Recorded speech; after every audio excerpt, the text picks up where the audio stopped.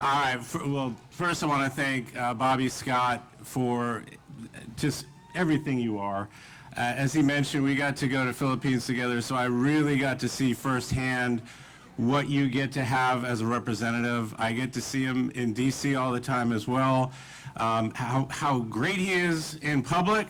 He's even better behind the scenes. He's a tireless worker for you, and send him back to D.C. We need him. Senator Kane, I've known him for a while now. He's such a great leader. He is such a great public servant. And I got to watch him perform a wedding the last time I saw him, which was kind of cool, as chief of staff. So he's a good guy, too. And Doris, thank you so much. What a speaker. Thank you for all you do for labor. And I just heard that this is the biggest area for United Steelworkers Local, 8888, 10,000 workers. Thank you so much. And Mayor, Mr. Mayor, are you here? So, Mr. Mayor, I found out you got married on my balcony at the second gentleman's office. How come I wasn't invited?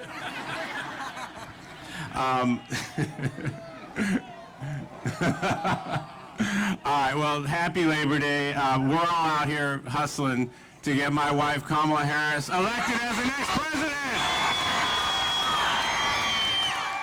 So I got to keep track because I don't really get to see her that much. So our conversations are like, where are you going to be today? Where are you going to be today? And she was in Detroit earlier. I think she's in Pittsburgh right now. Milwaukee. No, Tim Walsh is in Milwaukee. And I'm right here in Virginia. And I am not going to rest. I am not going to sleep until November 6th. Tim Walsh says he's going to sleep when he's dead. I'm going to sleep till November 6th because I want to enjoy this next administration when they are elected as president and vice president. All right. Let's talk about this election. We got a lot of work to do, and we only got 64 days to do it. Now, I know that convention was great. It was really fun to give that speech in support of my wife. It was great to have our big, beautiful, blended family out there in force. And like I said, she's always been there for our family, and she's going to be there for your families. But with all this excitement, all this celebration, we haven't won anything yet.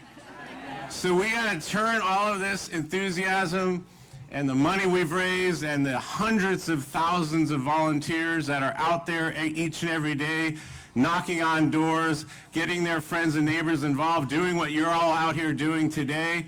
It's our democracy in action. It works. And our democracy is worth saving, and that's why we got to elect Kamala and Tim. So Kamala is pro-worker, she's pro-business, and she's pro-family. Donald Trump is pro-himself.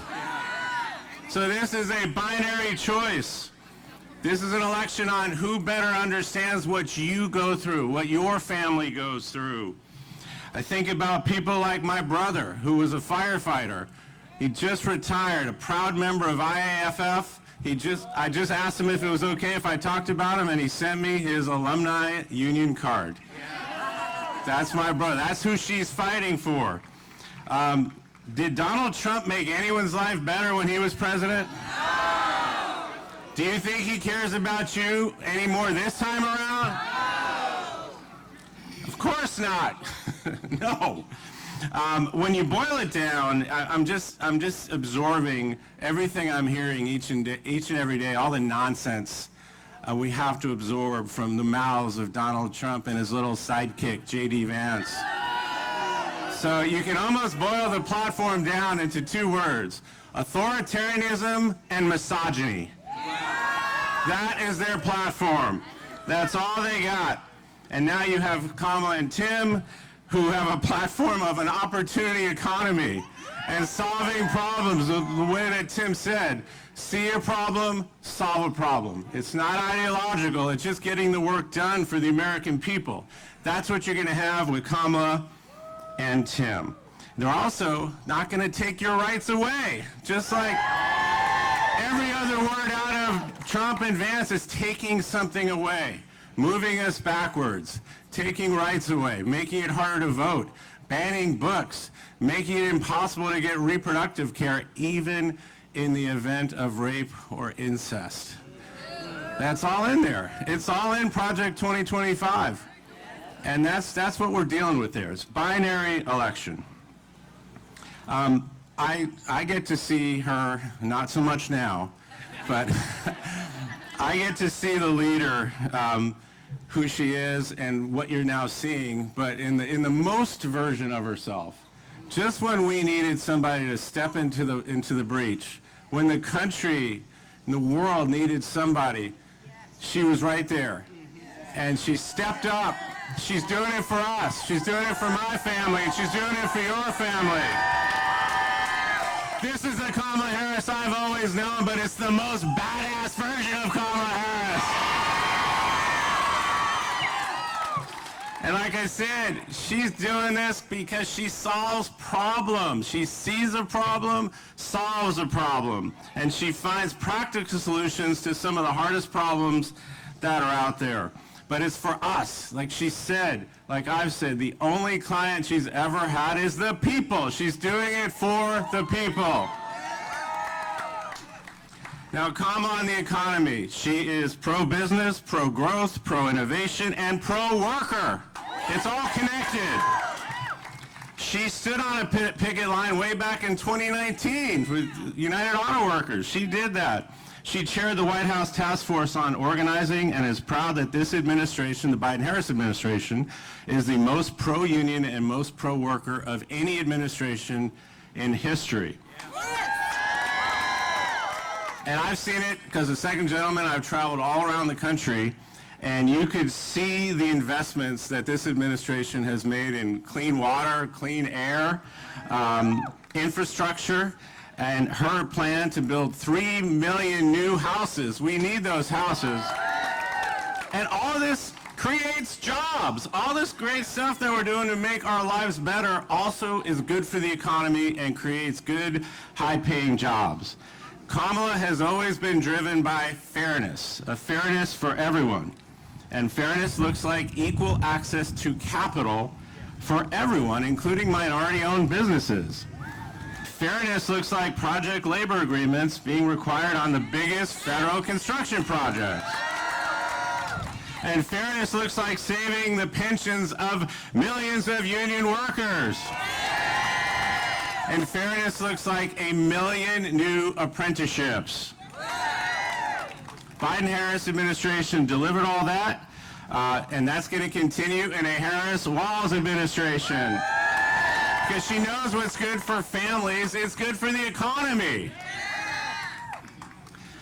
You know, it's interesting. This has been an intense 4 or 5 weeks, needless to say. And the president sent me to Paris to represent our nation at the closing ceremonies of the Olympics. And of course, at the Olympics, you hear the USA, USA chants. And I got right back from Paris. I went to the convention in Chicago, and what did I hear there? USA! USA! USA! USA! USA! And you can keep going. It's great. But why did we hear that? Why did we hear that at a Democratic convention where you don't normally hear that? It's because of Kamala Harris has united our party. She has united our country. She loves our country just like we love our country. We are patriots, and that is why you were hearing those chants there. And by the way, this is not a honeymoon. This is not just a good start. This is a movement. This is a movement. But as she said during her amazing speech, I'm biased, but it was pretty awesome. She said, this is not only the election of our lifetimes, this is the election of our nation's lifetime. So what does that mean? We can't get distracted.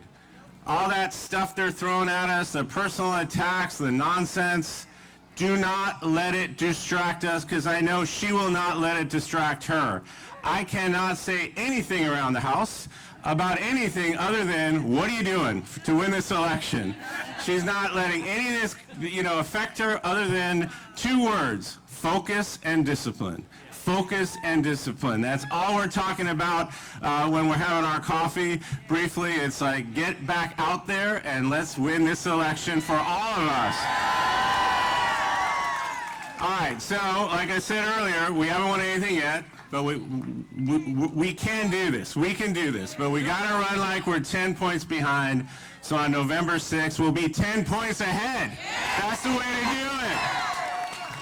And as Michelle Obama also said, apart from do something, which was great, she also said we need to vote numbers that erase any doubt and overwhelm any effort to suppress us. Because you know what? That's what they're going to do. That's what they're going to do. You already know they're going to do it. They're being open about it. So we got to win, and we got to win big. So how do we do that? First, you got to register to vote. Everyone's got to register to vote. So make sure in all of your networks and everyone you know, especially young people out there, if you're just, young people, you got to register. And even if you're away at college, make sure you're registering in the right place. Because again, well, when you can, you're going to vote. But register to vote. That's the main thing. Get everyone registered. And then early voting starts here pretty soon. They know, but it's in the, so make sure you know what those rules are, and I think we're looking good here, but we got work to do. But guess what? The map is wide open. So if you want to travel, well, let's see. North Carolina is pretty close, and lots of other states. Because as traveling around the country the last 4 or 5 weeks, going to a lot of these offices, it's so much fun to go to a Harris Walls office. They're opening all over the country. Friends and neighbors, lots of coffee, lots of food, do some calls, send some postcards, knock on some doors.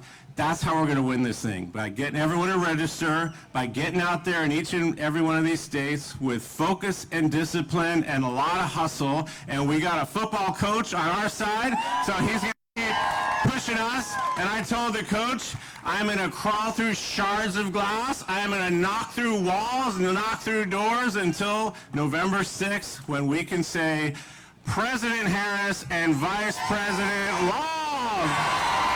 Let's do it!